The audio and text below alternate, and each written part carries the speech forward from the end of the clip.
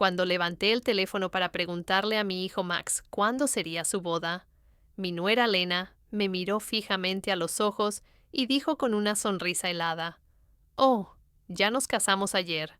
Solo invitamos a personas especiales». Las palabras me golpearon como un balde de agua helada. Personas especiales. Yo, que durante 3 años había pagado su renta mensual de $500, comprado todos los muebles de su casa y llenado su refrigerador cuando no tenía nada para comer. Yo no era una persona especial. Me quedé allí, en la sala de mi propia casa, sosteniendo el teléfono como si pesara 1000 libras, viendo a mi hijo evitar mi mirada, mientras Lena se acomodaba en el sofá que yo les había comprado. El vestido rosa pálido que había elegido para su boda colgaba inútil en mi closet, junto con los zapatos nuevos y la ilusión de formar parte del día más importante en la vida de mi único hijo. Había gastado $200 en ese vestido, imaginando las fotos de la boda de Max, fotos en las que nunca aparecería. Durante semanas planeé cada detalle, aparté $1000 como regalo y hasta limpié mi casa pensando que vendrían a celebrar. Todo se derrumbó en un segundo con esas palabras envenenadas. Solo personas especiales. Max finalmente levantó la mirada y dijo con voz ensayada: «Mamá, fue algo íntimo, muy pequeño, solo nosotros dos y los testigos. Pero yo sabía que era una mentira. Vi las fotos en las redes sociales. Vi a los padres de Lena posando orgullosos junto a los novios. Vi a sus hermanos brindando con champaña. Vi el vestido blanco de Lena, el mismo que yo había ayudado a financiar con los $800 que le di el mes pasado para sus gastos personales. Vi todo lo que no se suponía que debía ver. Una semana después, exactamente 7 días después de esa humillación, Lena me llamó con una voz completamente distinta. Ya no era la mujer segura que me había excluido de su boda. Ahora sonaba desesperada, casi suplicante.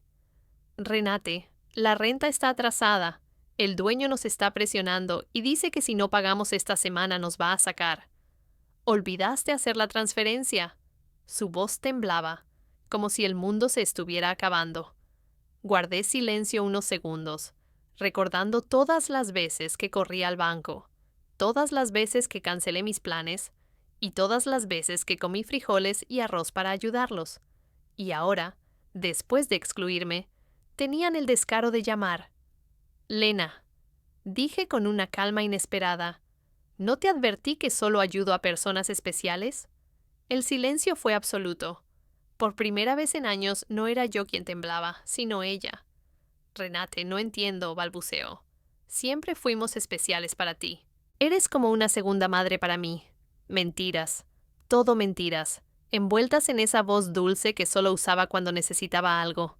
La misma voz con la que me pidió dinero para el vestido de boda, para la luna de miel, para los anillos, que ayudé a financiar sin saber que nunca vería la ceremonia donde se los intercambiaron. Durante tantos años viví con la sensación constante de caminar sobre cáscaras de huevo, midiendo cada palabra, cada gesto y cada regalo, esperando recibir una migaja de cariño de mi propio hijo. Fui la madre perfecta, la suegra complaciente, la proveedora silenciosa que nunca protestó cuando me trataban como si fuera invisible. Pero esa frase, «solo personas especiales», despertó algo en mí que llevaba demasiado tiempo dormido. Calculé cuánto había gastado en esos 3 años. Más de $20,000, sacados de mi jubilación y de los ahorros que dejó mi difunto esposo. ¿Para qué? Para ser tratada como una extraña el día de la boda de mi hijo. Esa noche lloré, no de tristeza, sino de rabia y humillación acumulada, por haber sido una madre ingenua que se perdió a sí misma, tratando de ser indispensable para quienes la consideraban prescindible. Cuando desperté a la mañana siguiente, algo dentro de mí había cambiado.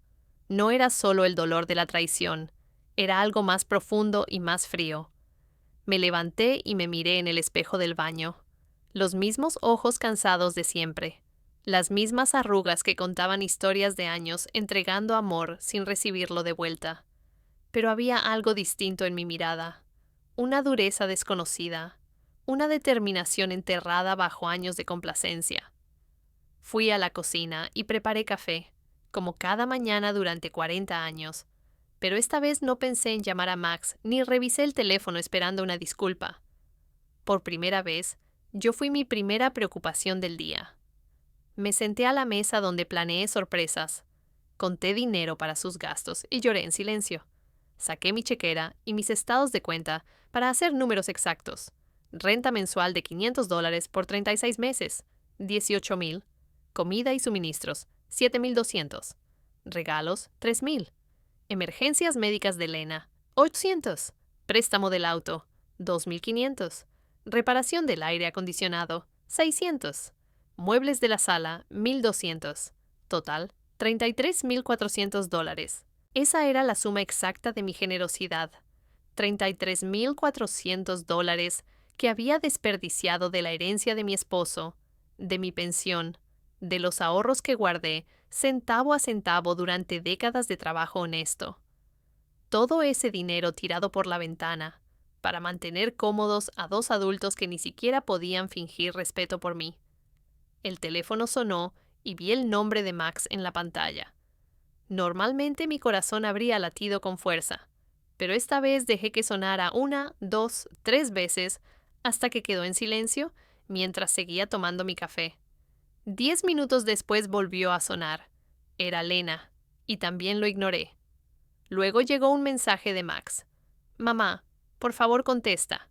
Necesitamos hablar». Lo borré sin responder. A las 2 de la tarde decidí salir a caminar, algo que no hacía desde hacía meses sin un motivo relacionado con ellos. Siempre era el banco, el supermercado o la farmacia. Ese día caminé solo porque quería. Pasé por el parque donde llevaba a Max de niño y recordé al pequeño que me abrazaba y decía que yo era la mejor mamá. ¿Cuándo se convirtió en alguien que me trataba como un cajero automático con sentimientos? ¿Cuándo empecé a confundir amor con dinero? Frente al banco, donde tantas veces hice transferencias automáticas, me detuve ante la puerta. El gerente de la sucursal, el señor Clenny, me vio a través del vidrio y me saludó con la mano. Lo conocía desde hacía años. Él había procesado cada una de mis transferencias a Max y Lena. Había visto cómo mi cuenta se vaciaba mes tras mes para llenarla de ellos. Entré y caminé directo a su oficina. «Señor Klein», le dije, «necesito cancelar las transferencias automáticas que tengo programadas». Me miró sorprendido. Durante 3 años, esas transferencias habían sido tan regulares como el amanecer. «¿Está segura, señora Richter? ¿Pasó algo?» Su preocupación era genuina, más genuina que cualquier interés que Max había mostrado por mí en los últimos meses. «Lo que pasó es que por fin abrí los ojos», respondí. «Quiero cancelarlo todo y también información para proteger mis cuentas. No quiero que nadie más tenga acceso a mi dinero». Mientras el señor Klein hacía las cancelaciones, mi teléfono no dejaba de sonar. Max, Lena, Max otra vez. Apagué el teléfono por completo. «Señora Richter», dijo al entregarme los papeles, «disculpe la intromisión, pero siempre la he visto muy generosa con su familia. Espero que no la estén presionando». Sus palabras me conmovieron. «No me presionan, señor Klein». Al contrario, por fin dejé de presionarme yo misma. Cuando salí del banco me sentí extrañamente ligera, como si hubiera dejado una carga enorme en esa oficina. Por primera vez en años, mi dinero era completamente mío. Ya no tenía obligaciones financieras con personas que me veían como un recurso y no como una persona.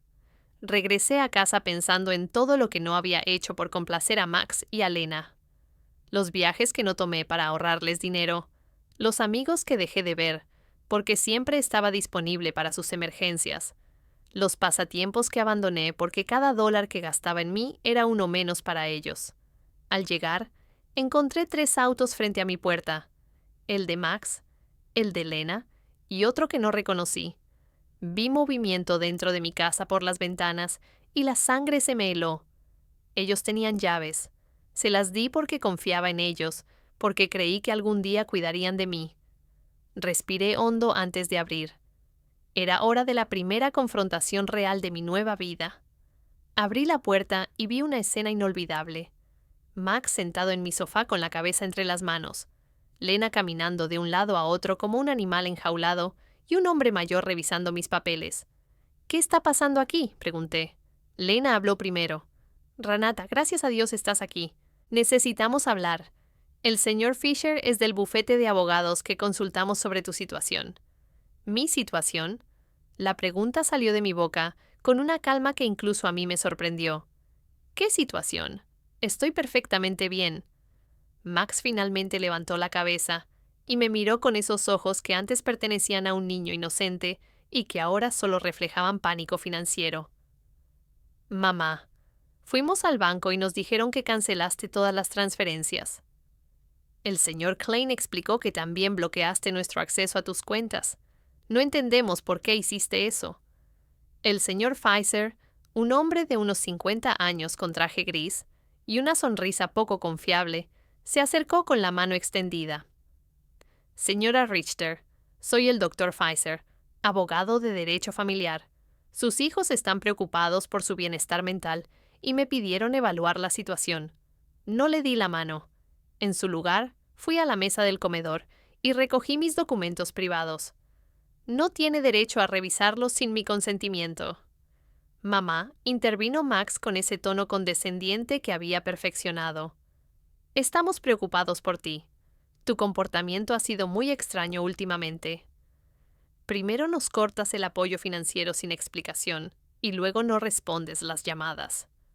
Creemos que necesitas ayuda profesional. Lena se acercó e intentó tomarme la mano con esa falsa ternura reservada para cuando necesita algo. Rinade, cariño, sabemos que estás bajo mucho estrés. Tal vez la soledad te esté afectando más de lo que crees. A tu edad, los episodios de confusión son normales.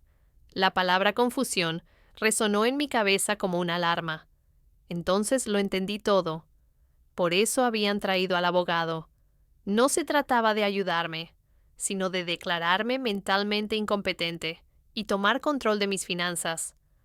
La misma mujer que me dijo que solo habían invitado a personas especiales a su boda, ahora me trataba como a una anciana senil.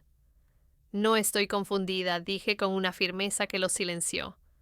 Estoy más clara que en años y van a salir de mi casa ahora mismo. El señor Fisher intervino con ese tono profesional. Señora Richter, entendemos que se sienta abrumada, pero sus hijos tienen derecho a intervenir si creen que su capacidad financiera está afectada. Han documentado conductas preocupantes. Conductas preocupantes. Solté una risa áspera. ¿Cómo decidir que mi dinero es mío y dejar de mantener a dos adultos que me tratan como basura?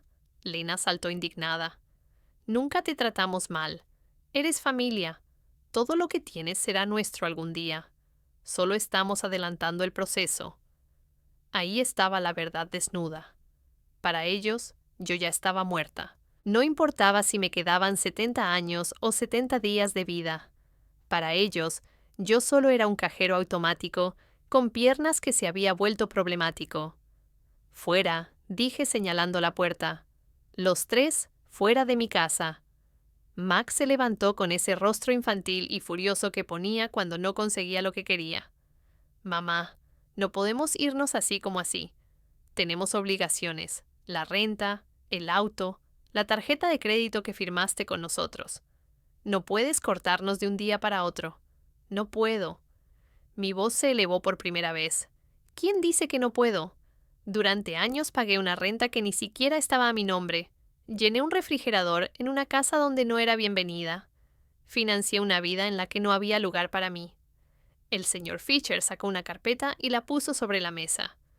Señora Richter, preparamos documentos para facilitar esta transición. Un poder legal para que Max y Lena manejen sus finanzas. Tomé la carpeta y la tiré a la basura sin abrirla.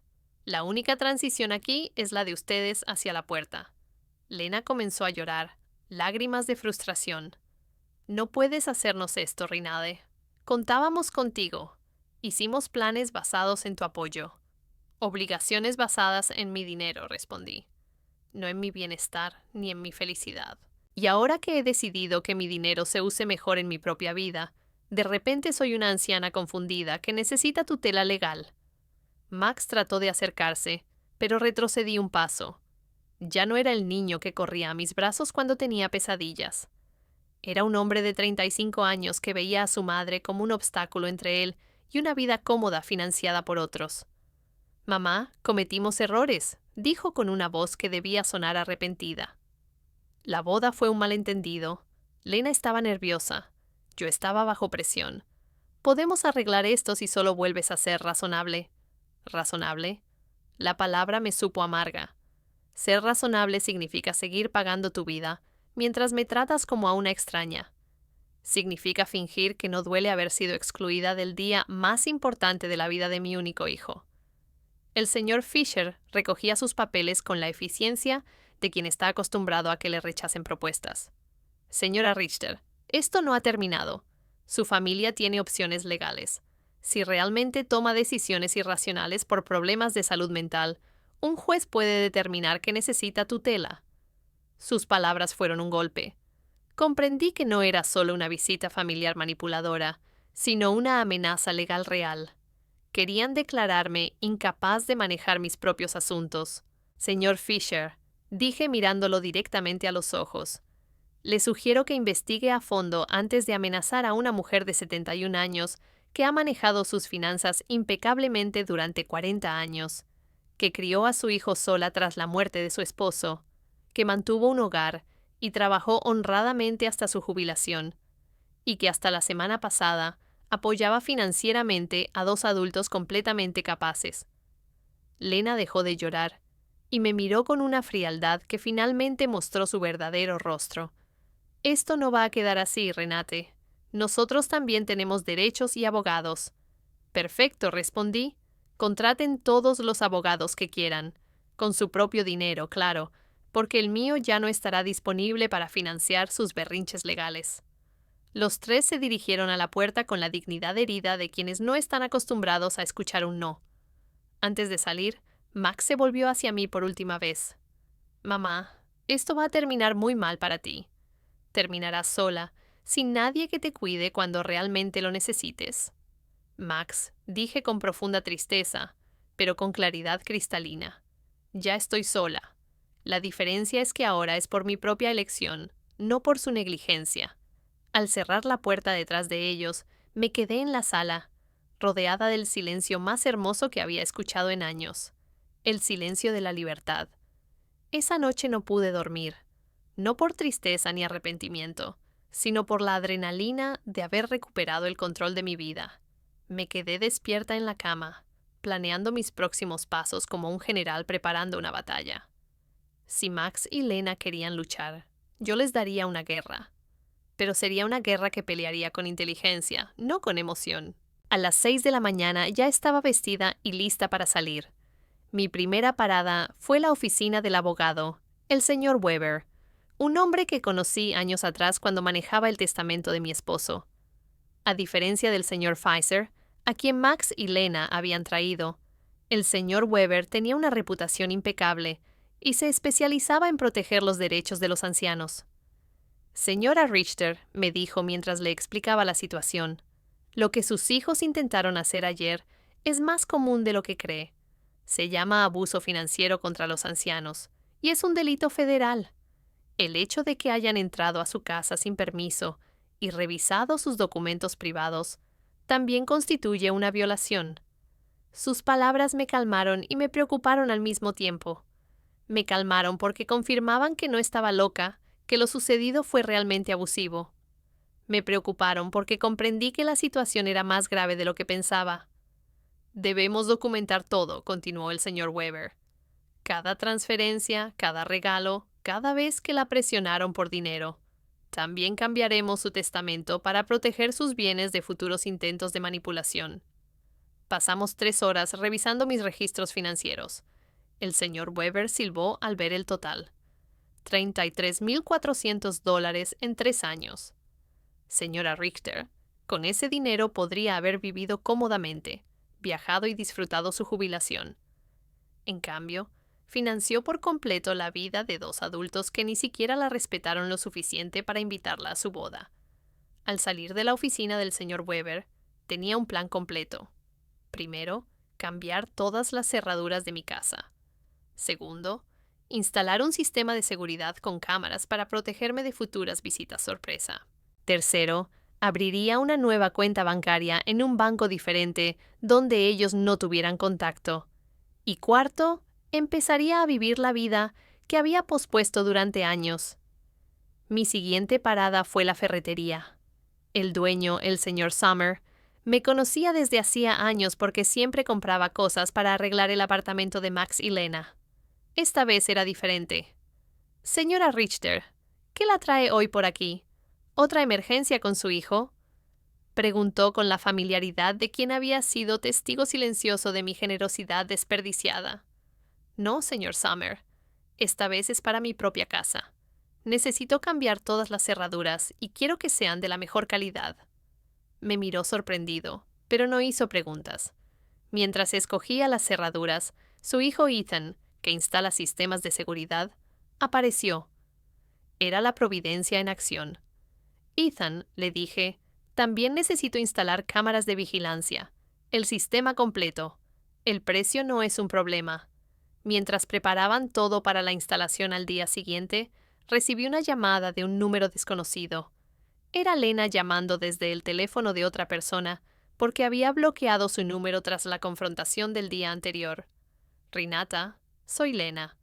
Por favor, no cuelgues. Necesitamos hablar como adultos civilizados. Habla, dije secamente. Escucha, entiendo que estás molesta por la boda. Fue un error. Max y yo hemos hablado y queremos compensarte. ¿Qué tal si hacemos una cena especial para celebrar nuestra boda contigo? Podemos hacerla en tu casa, cocinar juntos como antes. La manipulación en sus palabras era tan obvia que casi tuve que reír. Lena, ¿cuánta renta deben exactamente? El silencio al otro lado confirmó que había tocado un nervio. Bueno, son 2 meses. $1,000 en total. Pero no llamo solo por eso, Renati. De verdad te extrañamos en nuestras vidas. ¿Me extrañan a mí o a mi dinero?, pregunté directamente. A ambos, respondió con una honestidad sorprendente. Renati, no te voy a mentir. Sí, necesitamos tu ayuda financiera, pero también te queremos. Eres importante para nosotros. Si soy tan importante, dije, ¿por qué no fui lo suficientemente importante para estar en su boda? ¿Por qué no soy lo bastante importante para recibir una llamada que no pida dinero? ¿Cuándo fue la última vez que me llamaste solo para saber cómo estaba? Otro silencio. Ambas sabíamos la respuesta. Nunca. Lena, solo te lo voy a explicar una vez.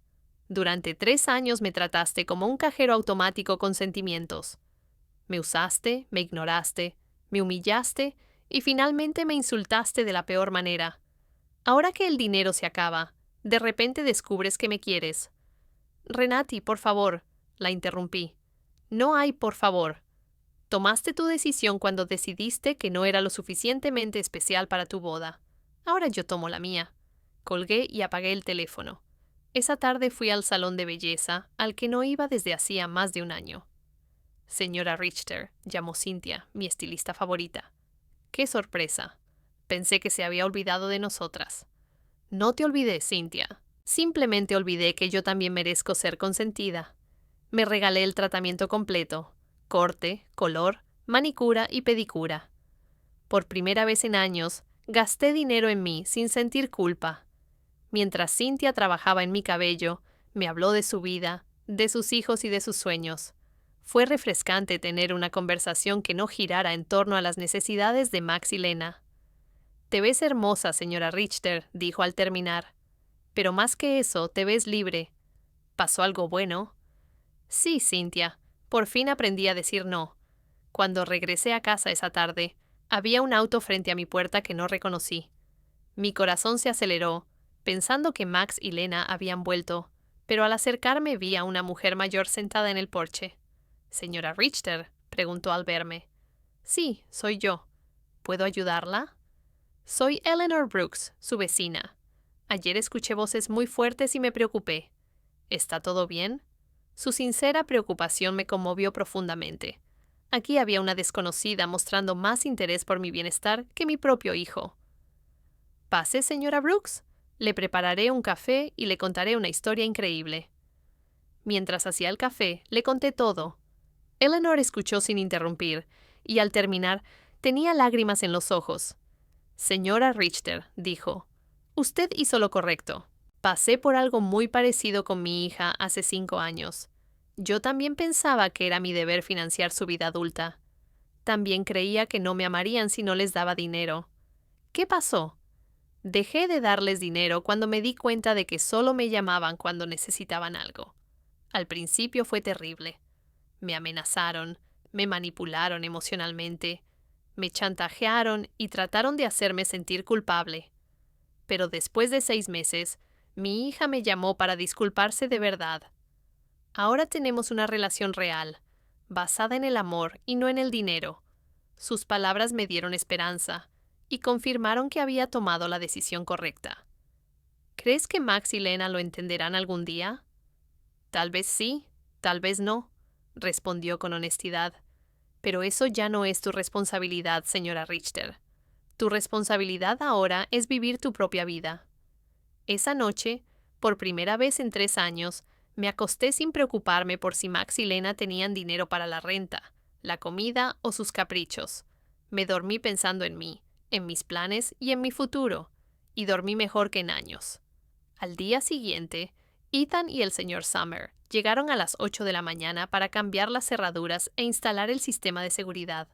Mientras trabajaban, mi teléfono no dejaba de sonar con números desconocidos. Lena seguía intentando contactarme desde distintos teléfonos, pero yo había desarrollado una nueva habilidad: ignorar por completo las llamadas que no me convenían. Señora Richter, dijo Ethan mientras instalaba las cámaras, este sistema le dará total tranquilidad.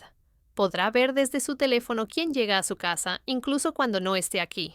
Y si alguien irrumpe sin permiso, una alerta se envía automáticamente a la policía. La ironía no se me escapaba.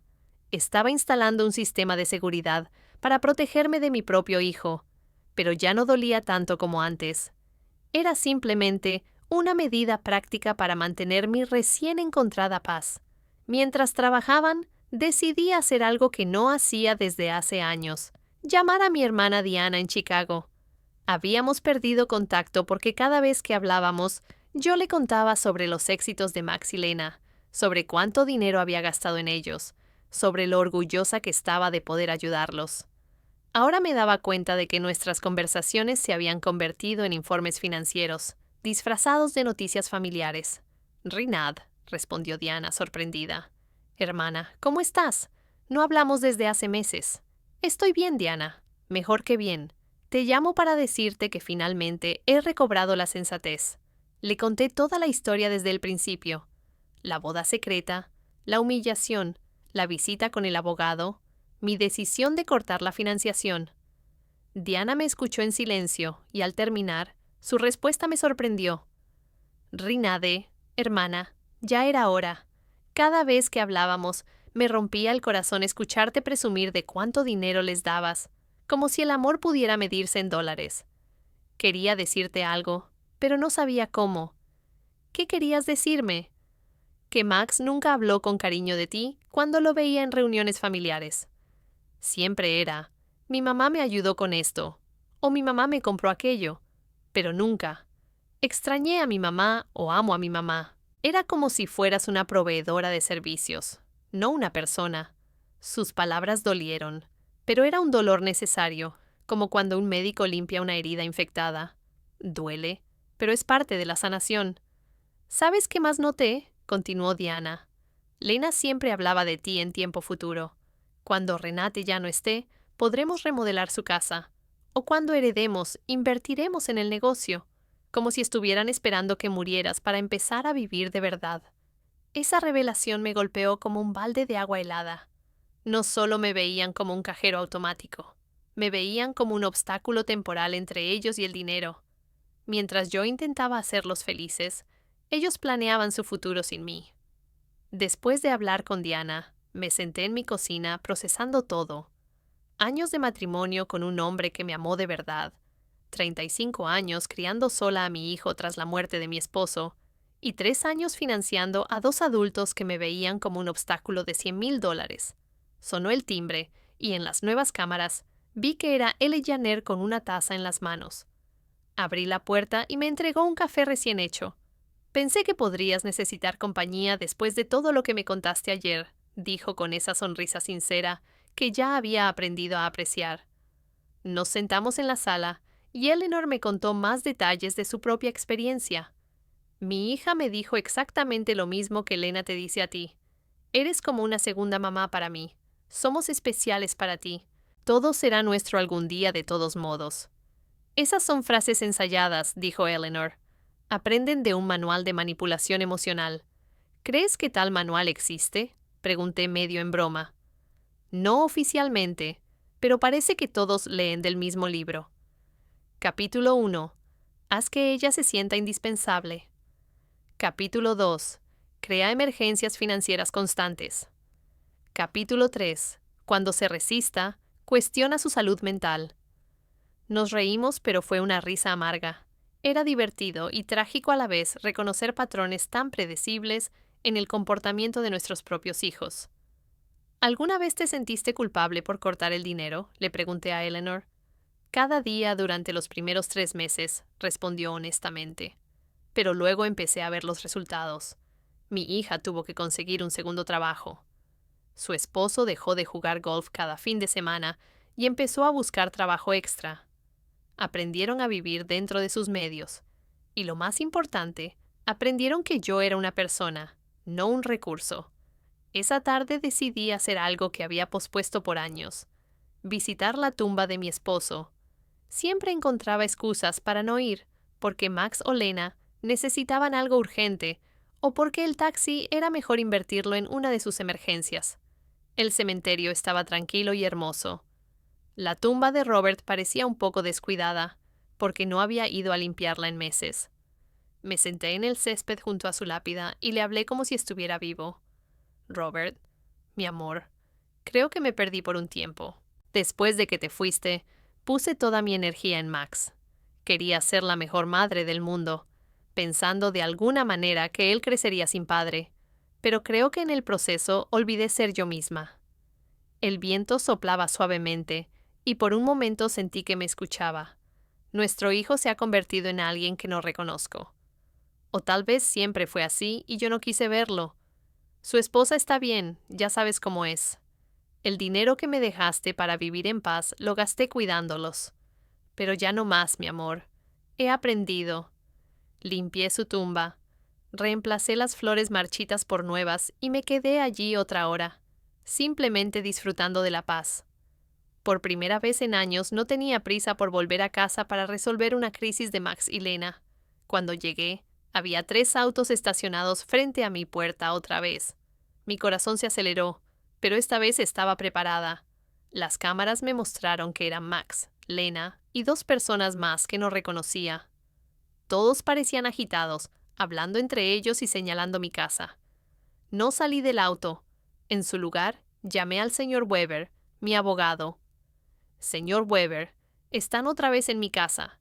Esta vez trajeron más personas. ¿Qué debo hacer? No salga del auto, señora Richter. Llegaré de inmediato y llamaré a la policía. Minutos después, llegaron el señor Weber y 2 patrullas de policía. Observé a los oficiales hablar con Max y Lena. Vi a mi hijo gesticular con enojo. Vi a Lena llorar otra vez, pero esta vez sus lágrimas no me conmovieron. Uno de los oficiales se acercó a mi auto. Señora, puede salir con seguridad. Sus visitantes se irán de inmediato. Al bajarme del auto, Max me gritó desde la calle. Mamá, esto es ridículo. Somos tu familia. No puedes llamar a la policía a tu propio hijo. Max, le respondí con una calma que incluso me sorprendió. La familia no amenaza con demandas por incompetencia mental. La familia no irrumpe en la casa de las personas sin permiso. La familia no trata a sus madres como cajeros automáticos. Lena gritó desde el otro lado de la calle. Nos vas a pagar todo lo que nos debes. Tenemos cuentas que cofirmaste. No puedes abandonarnos así. El señor Weber intervino. Señora Brooks, cualquier comunicación futura debe hacerse a través de mi oficina, y le sugiero que consulte con un abogado antes de hacer amenazas de cobro, porque mi clienta Tiene documentación completa de todos los pagos que hizo voluntariamente durante 3 años. Los vi irse en sus autos, derrotados, pero sin rendirse. Sabía que esto no había terminado, pero por primera vez en esta situación me sentí segura. Tenía ayuda profesional, apoyo emocional de Eleanor y, lo más importante, claridad mental sobre lo que estaba bien y lo que estaba mal. Esa noche, Eleanor me invitó a cenar a su casa. Conocí a su hija que estaba de visita y pude ver con mis propios ojos cómo se ve una relación familiar sana. Se hablaban con respeto, se interesaban sinceramente por la vida del otro y reían juntos. Su hija no pidió dinero ni una sola vez en toda la velada. Yo también quería eso con Max. Le confesé a Eleanor después de que su hija se fue. Y quizá lo tengas algún día, respondió ella. Pero primero, él tiene que aprender que eres una persona que merece respeto, no solo una fuente de ingresos. Por primera vez en semanas, me fui a la cama sintiéndome esperanzada sobre el futuro. Los días siguientes fueron extrañamente tranquilos. Las cámaras de vigilancia me mostraban que Max y Lena pasaban en auto frente a mi casa varias veces al día, a veces despacio. A veces se estacionaban unos minutos, pero sin bajarse. Era como si estuvieran estudiando mi rutina, buscando el momento perfecto para su siguiente movimiento. El señor Weber me había aconsejado documentar cada una de esas visitas, así que llevé un registro detallado con fecha y hora. Su persistencia jugará a nuestro favor, me dijo. Cada vez que aparezcan después de haberles dicho que no se acerquen, fortalece nuestro caso para una orden de restricción permanente. El viernes por la mañana, estaba desayunando tranquilamente cuando sonó el timbre. Las cámaras mostraron a una joven muy bien vestida, con una carpeta en las manos y una sonrisa profesional. No la reconocí, pero algo en su postura me dijo que no era una visita social. «Buenos días, señora Renati Richter», dijo al abrir la puerta. «Soy una investigadora social de la Oficina de Servicios para Personas Mayores. Hemos recibido un reporte de que usted podría estar en una situación de riesgo y necesitamos realizar una verificación de bienestar». La sangre se me heló. Max y Lena habían escalado la situación. Ya no eran solo amenazas de abogados privados. Ahora habían involucrado al gobierno. «¿Puedo ver su identificación?», pregunté, tratando de mantener la calma. «Por supuesto». Me mostró una identificación oficial que parecía genuina. «Soy la trabajadora social, señora Schmidt. ¿Puedo entrar y hablar con usted?». La dejé pasar, sabiendo que una negativa habría sido peor para mi caso. La señora Schmidt se sentó en mi sala y sacó un formulario de su carpeta. «Señora Richter, hemos recibido informes de que ha mostrado cambios significativos en su comportamiento financiero, que ha cortado comunicación con su familia y que ha mostrado signos de paranoia al instalar sistemas de seguridad innecesarios. También nos informaron que ha rechazado ayuda médica y legal de sus seres queridos. Cada palabra había sido cuidadosamente elegida para hacerme parecer una anciana mentalmente perturbada. Reconocí la redacción de Lena. Siempre había sido experta manipulando palabras para conseguir lo que quería. «Señorita Schmidt», dije con toda la dignidad que pude reunir, «quiero llamar a mi abogado antes de responder cualquier pregunta». «Señora, esto no es un interrogatorio legal. Es una verificación de bienestar. Si no tiene nada que ocultar, no debería haber problema en hablar conmigo». La frase «si no tiene nada que ocultar» me enfureció. Era la misma lógica que los abusadores usan para justificar sus invasiones. «Señorita», llamaré a mi abogado. «Puede esperar aquí o regresar otro día, pero no responderé ninguna pregunta sin la presencia de mi representante legal». Llamé al señor Weber y estuvo allí en menos de 20 minutos. Cuando entró y vio a la trabajadora social, su expresión se endureció. «Señorita Schmidt», dijo después de revisar su identificación, «espero que tenga una orden judicial para estar aquí, porque mi clienta está bajo mi representación legal y cualquier investigación no autorizada constituye acoso». «Señor», respondió la señora Schmidt, con menos seguridad que antes, «tenemos reportes de familiares preocupados por el bienestar de la señora. Es nuestro deber investigar». «¿Qué familia?», preguntó el señor Weber con sequedad. ¿La misma familia que intentó que firmara un poder sin representación legal? ¿La misma familia que entró en su casa sin permiso y revisó documentos privados? ¿La misma familia que la excluyó de eventos importantes mientras vivía de su dinero? El señor Weber sacó una carpeta de su maletín y la colocó sobre la mesa. Aquí tengo documentación completa del abuso financiero y emocional de mi clienta.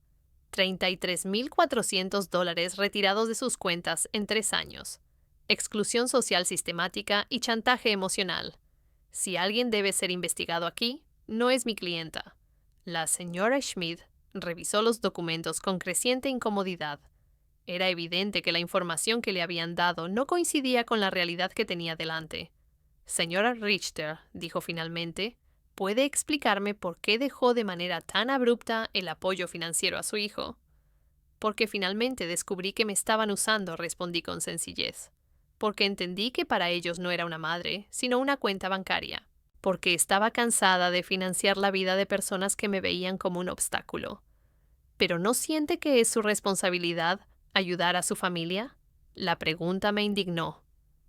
Señorita Schmidt, mi responsabilidad como madre era criar a mi hijo hasta los 18 años, educarlo y darle las herramientas para ser un adulto independiente. Mi hijo tiene 35 años, está casado y es perfectamente capaz de mantenerse por sí mismo. Financiar su vida adulta no es mi responsabilidad. Es mi elección, y he decidido no hacerlo más. El señor Weber intervino. Señorita Schmidt, ¿consideraría normal que un adulto de 35 años no pueda pagar su propio alquiler sin la ayuda de su madre de 71 años? La señora Schmidt no respondió de inmediato. Pude ver que estaba revaluando toda la situación. Señora Richter preguntó después de un momento, ¿administra completamente sus finanzas? Puedo mostrarle mis estados de cuenta, mis inversiones, mis impuestos. Todo está al día y en orden. Vivo de manera independiente. Mantengo mi casa limpia, me cuido físicamente, conduzco mi propio auto y tengo relaciones sociales saludables con mis vecinos. Tomo solo vitaminas y ocasionalmente aspirina. No tengo condiciones médicas que requieran medicación. El señor Weber agregó: Mi clienta se sometió recientemente a exámenes médicos exhaustivos como parte de nuestro proceso legal. Está en perfectas condiciones mentales y físicas. La señora Schmidt cerró su carpeta. Señora Richter, basado en esta conversación y la documentación revisada, no veo indicios de que esté en riesgo o necesite intervención. Cerraré este caso. Después de que ella se fue, el señor Weber y yo permanecimos en silencio unos minutos. Renat dijo finalmente: Esto seguirá escalando. Max y Lena están gastando dinero que no tienen para contratar profesionales que intenten que lo declaren incompetente. ¿Significa eso que están desesperados? Exactamente eso significa. ¿Qué más pueden hacer? Pueden presentar una demanda por incompetencia. Es costoso y difícil de ganar, pero si encuentran un juez comprensivo y un psiquiatra dispuesto a testificar a su favor, podrían conseguir que se les asigne un tutor. La idea me aterrorizaba. Podrían tomar control de mi dinero. Podrían intentarlo, pero tenemos evidencia sólida de que usted es completamente competente y de que ellos están motivados por la codicia, no por una preocupación genuina. Esa tarde llamé a Diana para desahogarme. Hermana, dijo después de escuchar mi historia, ¿te das cuenta hasta dónde están dispuestos a llegar por dinero? Están arriesgando relaciones familiares, gastando en abogados y doctores, destruyendo su propia reputación, todo para acceder a tu cuenta bancaria nuevamente. Sus palabras me hicieron reflexionar. Max y Lena habían revelado completamente su verdadera naturaleza. No había vuelta atrás. No había posibilidad de una reconciliación genuina. Para ellos, nunca había sido madre ni suegra respetada. Siempre había sido solo dinero con piernas. Esta revelación, aunque dolorosa, también fue liberadora. Ya no tenía que preguntarme si estaba tomando la decisión correcta. Ya no tenía que sentir culpa por protegerme. Ellos mismos habían demostrado que mi bienestar emocional y físico les importaba menos que mi dinero. Esa noche, Eleanor vino de visita con una sorpresa. Había invitado a sus amigas del club de jardinería para que me conocieran. Renate me presentó. Estas son mis amigas Cynthia, a quien ya conoces del salón, María, Carmen y Alfreda. Todas hemos pasado por situaciones similares con familiares abusivos. Pasamos la noche compartiendo historias. María tuvo que establecer límites con un hermano que constantemente le pedía dinero. Carmen cortó la relación con su hija, que solo la visitaba cuando necesitaba dinero. Alfreda tuvo que cambiar su testamento después de descubrir que sus nietos la consideraban su plan de retiro. Lo que más me duele, confesé, no es perder el dinero que les di, sino darme cuenta de que nunca tuve el amor que pensé tener. Renate, dijo Alfreda con la sabiduría de sus 80 años, el amor verdadero no se compra ni se vende. Si tuviste que pagarlo, nunca fue real. Sus palabras fueron un golpe para mi alma herida. Ella tenía razón. Había comprado atención, no amor. Había financiado una ilusión. ¿Saben lo que he descubierto? Dije a mis nuevas amigas que la soledad rodeada de personas que no te aman es peor que estar sola por tu cuenta. Al menos ahora, cuando estoy sola, estoy en buena compañía. Todos reímos y brindamos por nuestra nueva sabiduría. Esa noche, después de que mis nuevas amigas se fueron, me senté en mi jardín a reflexionar. Las estrellas brillaban más que nunca, o tal vez las veía con ojos más claros.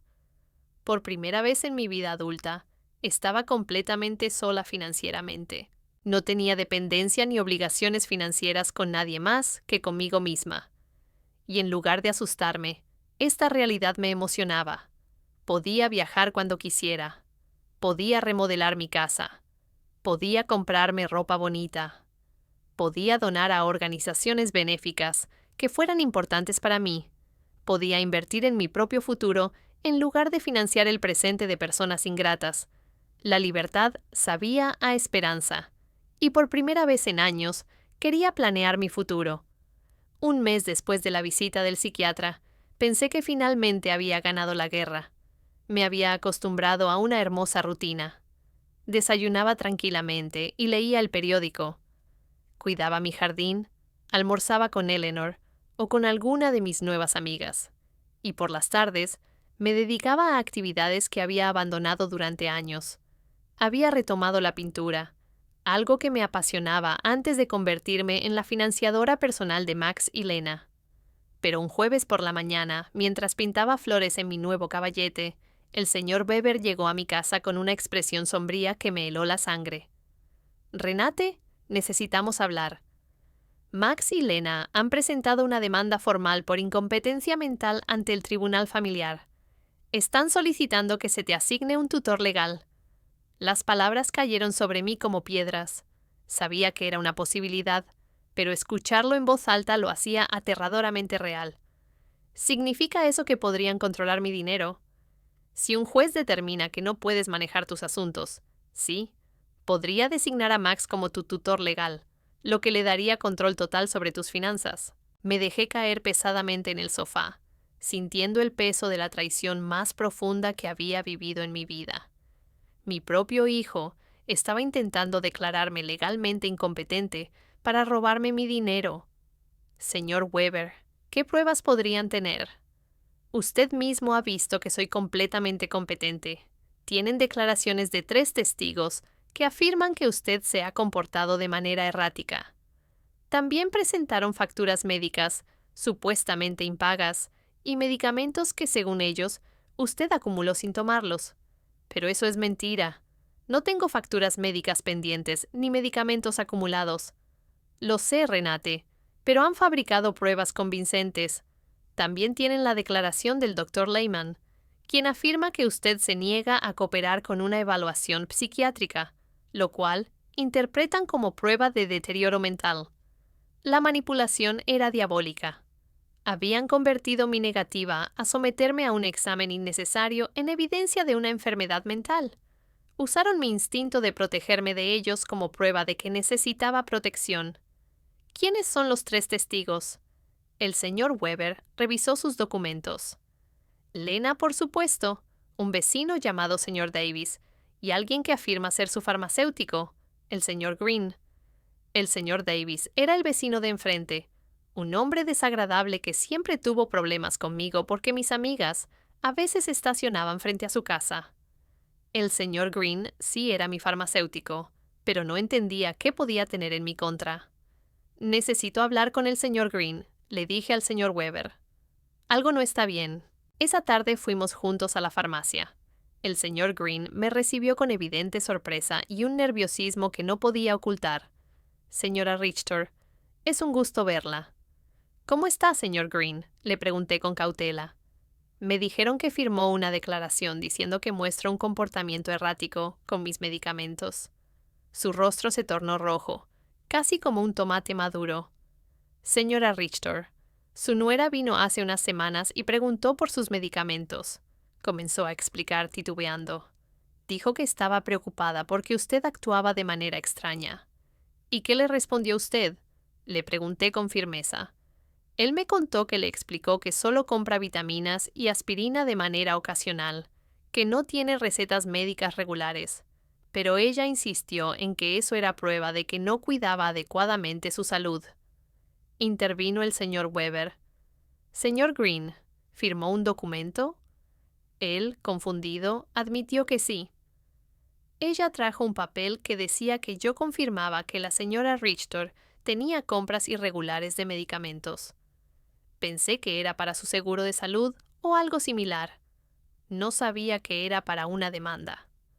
La manipulación de Lena no tenía límites. Le pedí entonces, señor Green, necesito que escriba una declaración explicando exactamente lo sucedido y aclarando que no tengo problemas con los medicamentos. Por supuesto, señora Richter. Lamento mucho este malentendido, respondió aliviado. Después de la farmacia, fuimos a confrontar al señor Davis. Cuando tocamos su puerta, nos recibió con hostilidad. ¿Qué quiere, señor Davis?, dijo con desdén. Entiendo que firmó una declaración sobre el comportamiento de mi clienta, intervino el señor Weber. Y tiene razón, lo hice, contestó con frialdad. Esa mujer está loca. Ha estado actuando de manera extraña durante semanas. ¿Puede ser más específico sobre los comportamientos que observó?, pregunté, intentando mantener la calma. Instalar cámaras como si viviera en una zona de guerra, recibir extraños constantemente, gritar a su familia en la calle, enumeró sin titubear. Me di cuenta de que todo estaba sacado de contexto. Las cámaras eran para protección, los extraños mis nuevas amigas y los gritos, defensa de mi hogar contra invasiones de Max y Lena. Señor Davis, ¿sabe por qué instalé las cámaras? No, y no me importa, respondió. Para protegerme de su hijo y su nuera, que entraron sin permiso y me amenazaron. Eso diría una persona loca, añadió cruelmente. No había forma de razonar con él. Su declaración se basaba en observaciones superficiales interpretadas maliciosamente. Esa noche, el señor Weber y yo planeamos nuestra defensa. Renate, necesitamos nuestra propia evaluación psiquiátrica, me dijo. Tengo una colega, la doctora Moore, experta en evaluar capacidad mental. Ella puede confirmar oficialmente que usted es completamente competente. ¿Y si Max y Lena han sobornado al juez? ¿Y si nada de esto importa porque ya decidieron declararme incompetente?, pregunté preocupada. El sistema legal no es perfecto, pero tampoco está completamente corrupto. Tenemos pruebas sólidas de su competencia mental y de sus motivaciones financieras. Vamos a luchar, me aseguró. Al día siguiente, fui a mi cita con la doctora Moore, una mujer de unos 50 años, con ojos amables pero perspicaces. Señora Richter, le voy a hacer una serie de preguntas y pruebas para evaluar su capacidad mental. Tómese su tiempo y responda honestamente, me indicó con una voz tranquila y segura. Durante 2 horas, ella me hizo preguntas sobre mi memoria, mi capacidad de razonamiento, mi comprensión financiera y mi salud emocional. También me aplicó pruebas cognitivas y me pidió resolver problemas matemáticos y lógicos. Señora Richter, dijo al final, sus resultados están muy por encima del promedio para su edad. No solo es mentalmente competente, su función cognitiva es excelente. Doctora, ¿por qué cree que mi familia está haciendo esto?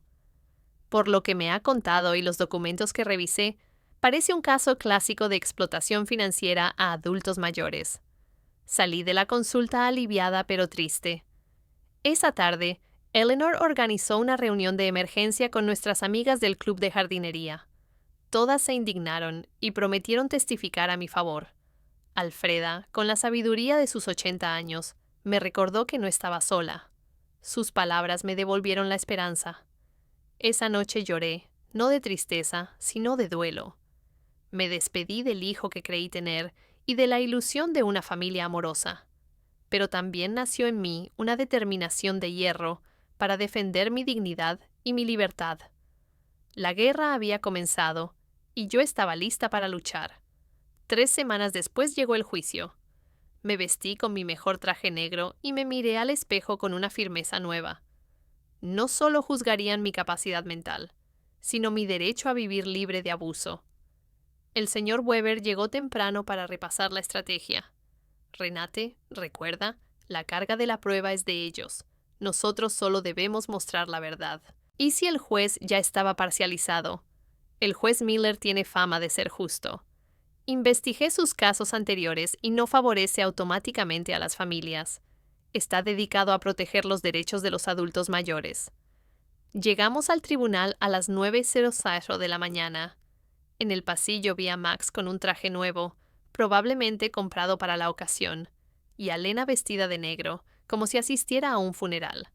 Quizá lo era, el funeral de nuestra relación familiar. Cuando nuestras miradas se cruzaron, Max evitó mi vista, pero Lena la sostuvo con una frialdad que confirmaba que, para ella, esto era solo un negocio. Su abogado era un hombre mayor y elegante, con la confianza que da ganar casos similares.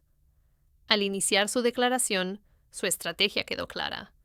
Retratarme como una anciana confundida, manipulada por extraños para alejarme de mi familia amorosa. Su señoría, dijo solemnemente, la señora Renate Richter ha mostrado un claro deterioro mental. Cortó todo apoyo financiero a su familia, sin explicación racional. Instaló sistemas de seguridad por paranoia y se aisló bajo la influencia de vecinos y abogados que se aprovechan de su vulnerabilidad. Cada palabra estaba diseñada para convertir mi autonomía en demencia y mi libertad en manipulación externa. Luego llamaron a sus testigos, y Lena fue la primera. Su actuación fue digna de un Oscar. Lloró mientras describía cómo yo había cambiado por completo, cómo me había vuelto hostil y paranoica, cómo me había aislado de la familia que me amaba. Su señoría dijo con voz temblorosa, Renate siempre ha sido como una segunda madre para mí. Ver su declive mental ha sido devastador.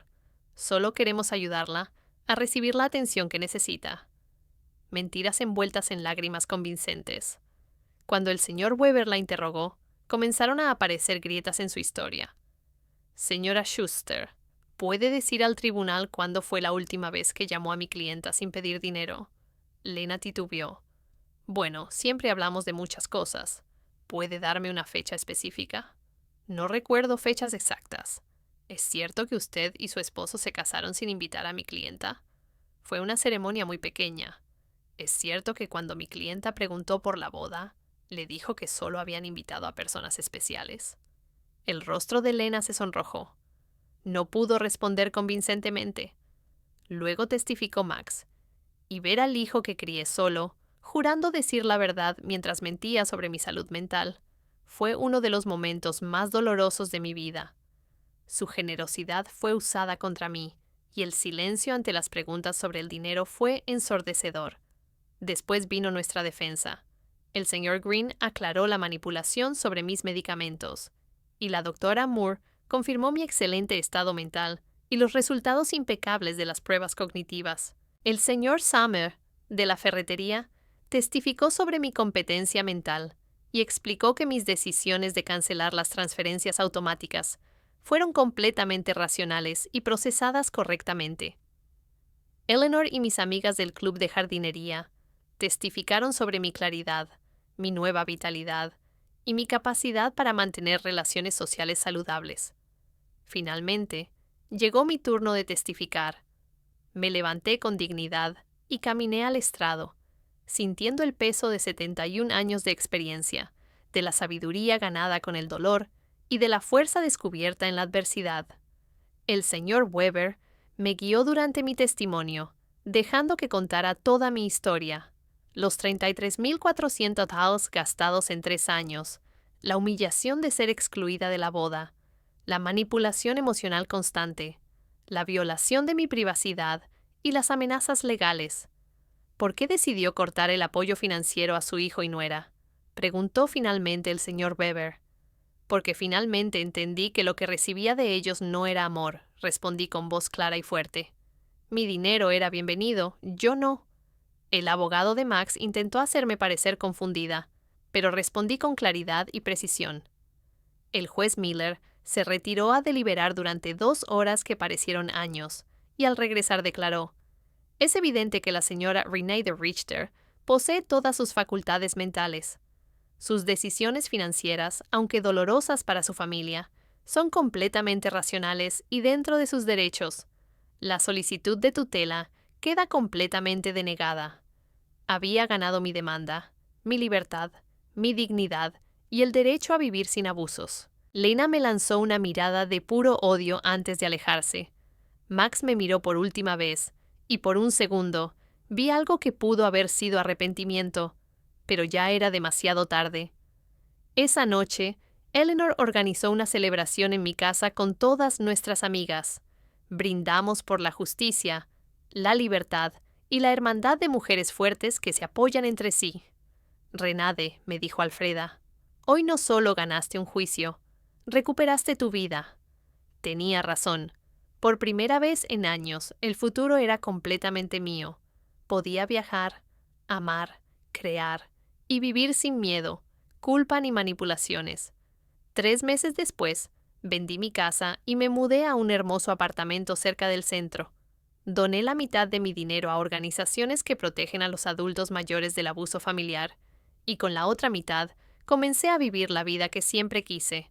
Viajé por Europa, tomé clases de arte y participé en grupos de voluntariado.